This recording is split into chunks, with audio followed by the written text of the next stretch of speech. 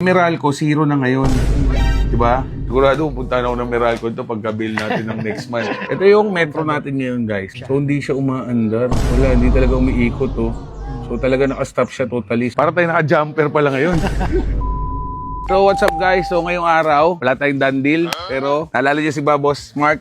So, si Boss Mark, siya yung bumili ng Yamaha T-Max sa akin noong isang araw lang. Ganun kabilis, guys.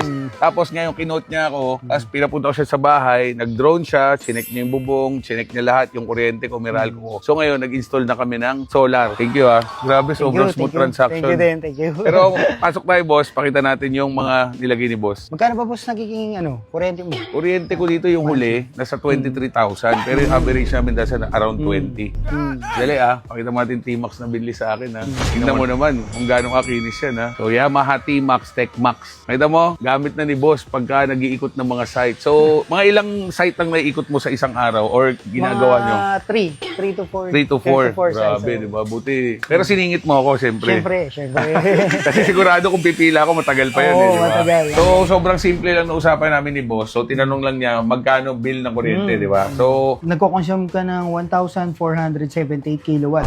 sa isang buwan. Sa isang buwan. So dito, sa mga hindi nakakaalam, dito yung dating office ko nung nandito pa yung showroom natin sa bahay.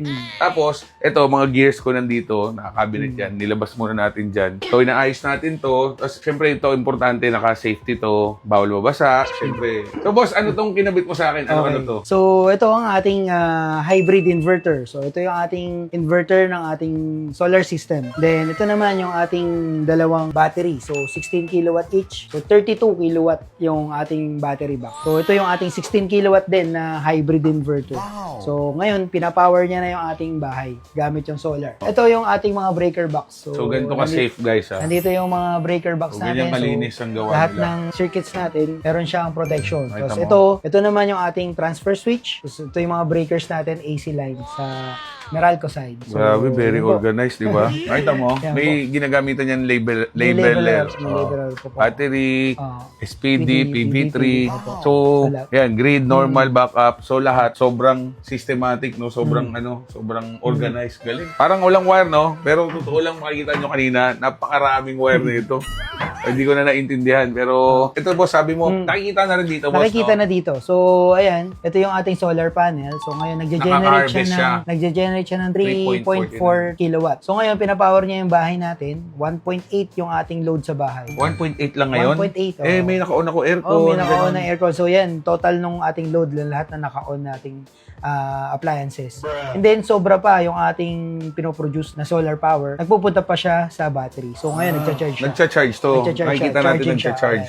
Charging on. Ayan, nagcha-charge pa to. Oh, kanina nung kinabit natin, 49% lang. 49% po yan. Ngayon, parehong Ngayon, 53 na. siya. So, dito makita natin na yan, 1.4 kilowatt. Pumapasok papunta dun sa battery na. So, kahit na alas 4 na ng hapon, ano pa rin yun, may charge pa rin yun. Nagcha-charge Kahit pa rin siya. pagtanghali, mas malakas yan. Mas malakas yan.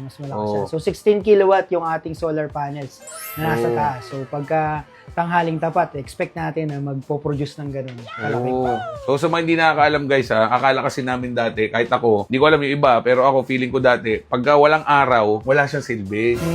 Yung pala, kahit na walang araw, basta may liwanag, Basta may liwanag, nag-harvest nag-generate yan, yun, nag-harvest. Ganun pala kalupit, guys. So, ito, boss, expect natin, hindi lang kalahating mababawas dito. Hindi lang kalahati. Baka So, mag-zero. More or less 80 to 100% ng bill mo, makover niya. Sigurado, punta na ako ng Meralco ito pagka-bill natin ng next month. Sa next month, di pa kasi kalahating buwan eh. Parang Kalahating ganun buwan, eh. oh. So, yung sumunod na buwan, maaaring na. mag-zero yun or baka konting-konti lang Oo. makonsumo. No? Wala po tayong kinukonsume kay Meralco. So, totally from solar tayo, powered lahat. Ang maganda dyan, ito kasi medyo mahirap paintindihin eh, kasi drawing niya eh. Meron siyang app. Ito yung app niya oh. Tingnan mo, nakalagay Jetlaw Residence oh.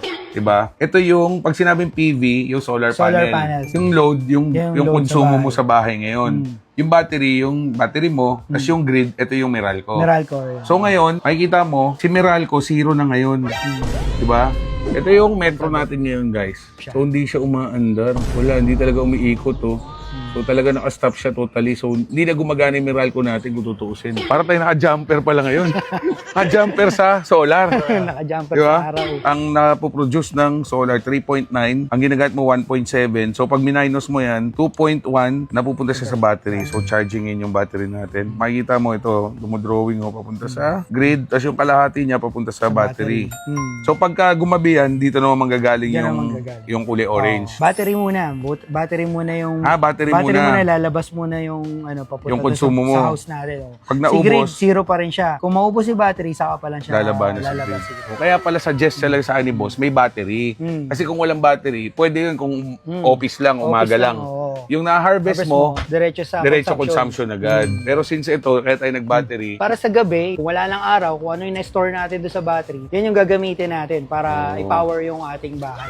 So, syempre, maraming magtatanong sa inyo, magkano naman inabot yan, di ba? So, maganda dito guys, yung T-Max natin, nasa 778 una asking ko. So, nagdandil kami dito ng 750. Pero ang presyo talaga nito, boss, nasa magkano? Nasa 800 plus to. 800,000 plus. 800,000. Ang maganda dyan guys, so, diniscount niya ako. Yung difference nun, diniscount niya ako malaki. Pero, ang computation nito, boss, magkano ulit? Kunyari, 800,000 divided by 23,000. 34 months. 34 months. Divided by 12. So, 2 years. 2 years and 2 years and mga 8 months siguro, 8 parang months, ganun. so bawiin mo na siya. Ganon kasimple guys. So, kung nagtatanong kayo, sulit ba? Hindi ko pa masabi ngayon. So, update ulit tayo after a month or 2. So, pakita ko sa inyo yung Meralco bill ko. So, ito yung Meralco bill natin ngayon ha. 23,000. So, consumption natin is 1,478 kilowatt. So, update ko kayo after a month or 2 kung anong mangyayari sa bill natin. Saka natin makikwenta ngayon kung gaano natin katagal mababawi itong solar panel. Sa mga interested guys, message nyo po, RG Mark Solar Services. So, lagyan natin yung page dito. Check nyo na lang. Tapos, contact number, lagay rin natin dito para sa mga gustong mabilisan na transaksyon. Pwede nyo pong tawagan yung sales manager nila, boss. Sa mga hindi nakakaalam ha, si boss ang nagkabit ng solar ni Motodeck. Halos puno rin yung bubong ni Motodeck. So, yun. Kaya ako, marami nag-o-offer. Actually, boss, eto,